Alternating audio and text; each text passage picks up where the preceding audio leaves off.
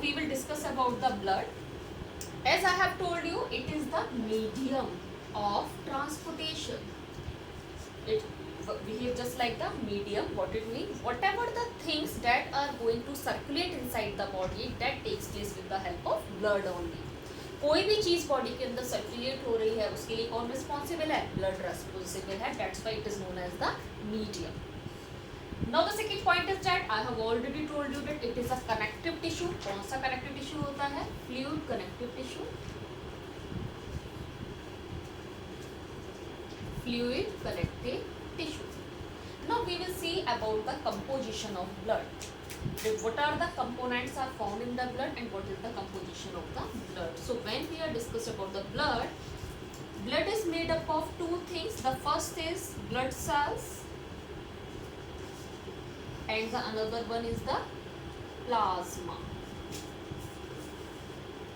So plasma is the fluid part of the blood. जो आपका liquid part होता है, that is the plasma. आप ऐसे मान के चलिए, सबने कस्टर्ड खाया होगा. कस्टर्ड भी नहीं देखा तो खीर तो सबके यहाँ ही बनती है. तो कस्टर्ड की जब हम बात करते हैं, कस्टर्ड का जो लिक्विड मीडियम है, that is the plasma.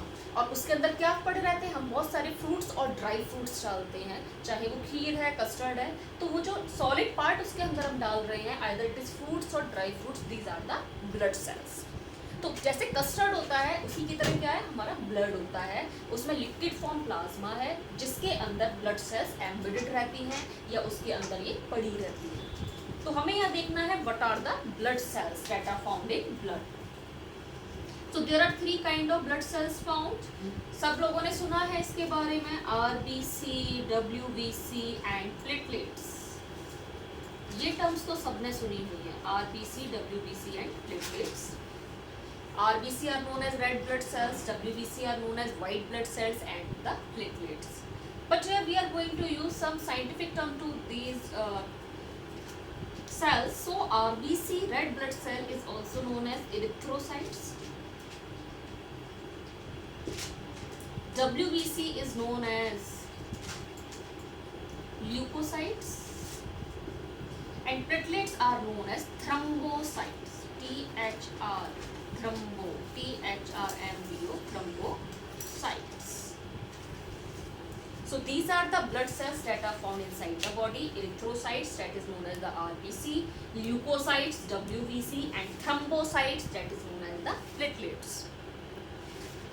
So these three cells remain embedded in the plasma. Plasma के अंदर पड़ी हुई रहती है. अब हमें देखना है, बेसिकली हम कहते हैं ब्लड का फंक्शन क्या है. तो अभी हमने देखा it is going to transport anything inside our body. अब इंडिविजुअली इन सेल्स की हम बात करेंगे कि हर एक सेल का फंक्शन क्या होता है. So first of all we are going to discuss about the red blood cell और RBC. That is also known as erythrocytes. RBC consists of a pigment that is known as the hemoglobin. RBC के अंदर एक pigment present होता है, haemoglobin. ये pigment, इस pigment का function क्या है? पहली चीज, ये क्या करता है? गैसेस से बाइंड करता है और उनके ट्रांसपोर्टेशन में हेल्पफुल होता है.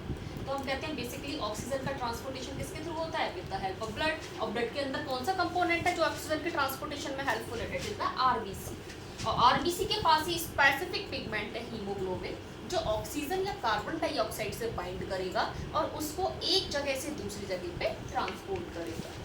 तो हीमोग्लोबिन का एक फंक्शन तो हो गया, it bind to the gases and transport from one place to another. दूसरा फंक्शन हीमोग्लोबिन का क्या होता है? ये ब्लड को रेड कलर प्रोवाइड करता है. गैसेस ट्रांसपोर्टेशन में हेल्पफुल होगा. Maximum amount of oxygen haemoglobin के थ्रू ही ट्रांसपोर्ट होती है. दूसरा, it provides red colour to the blood. तो इसीलिए RBC का क्या फंक्शन होगा? एक तो गैसेस का ट्रांसपोर्टेशन, दूसरा it provide the red colour to the blood. So now we will see the second cell, that is WBC. What is the function of WBC? पता भी है आप सबको, फैगोसिटिक सेल्स इनको बोला जाता है, वाइट ब्लड सेल्स. और अभी मैंने एक और नाम इसका बताया, leucocytes. So these are the phagocytic cells. और आप कह सकते हो बॉडी को डिफेंस मैकेनिज्म प्रोवाइड करते हैं. They provide defence mechanism to the body. Phagocytic cells होती हैं ये. What is the meaning of phagocytic cell? Phagocytic cell का मतलब अगर कोई भी फॉरेन पैथोजन आपकी बॉडी के अंदर आ रहा है या कोई भी waste particle, contaminated food, water, air के थ्रू आपकी बॉडी के अंदर पहुंचा है तो उसको किल कर देते हैं। इसीलिए इसको क्या बोला जाता है? It is the part of defence mechanism और फैगोसिटिक सेल्स जो वेस्ट मटेरियल या आपके पैथोजन्स को एंगल्फ कर लेते हैं। थर्ड है प्लेटलेट्स और थ्रोम्बोसाइट्स। पता होगा बहुत बच्चों को प्लेटलेट्स क्या करते हैं? They are helpful in the clotting of the blood.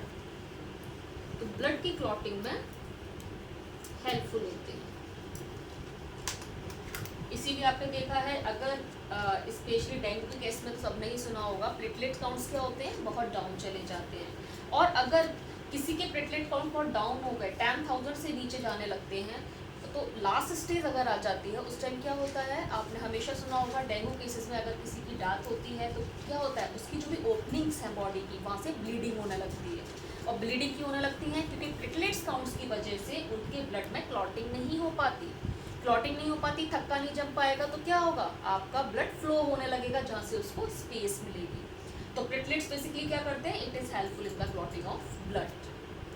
आपके बाउंड हो जाता है, चोट लग जाती है, कुछ टाइम बाद क्या होता है? ब्लड आपका स्टॉप हो जाता है। क्यों हो जाता है? Due to the presence of platelets only. So these are the functions of all the cells that are present inside the blood or plasma. Now we will see what is the function of blood plasma.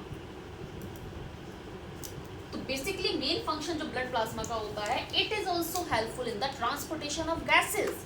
लेकिन plasma के through सबसे ज्यादा जो transportation होता है वो किसका होता है? कार्बन डाइऑक्साइड का होता है। तो प्लाज्मा किसमें हेल्पफुल करता है? It is also helpful in the transportation of gases and basically the main gas that is going to transported by the plasma, that is the carbon dioxide. So here we have studied about the blood. Blood के क्या components होते हैं and what is the function of each and every component of the blood.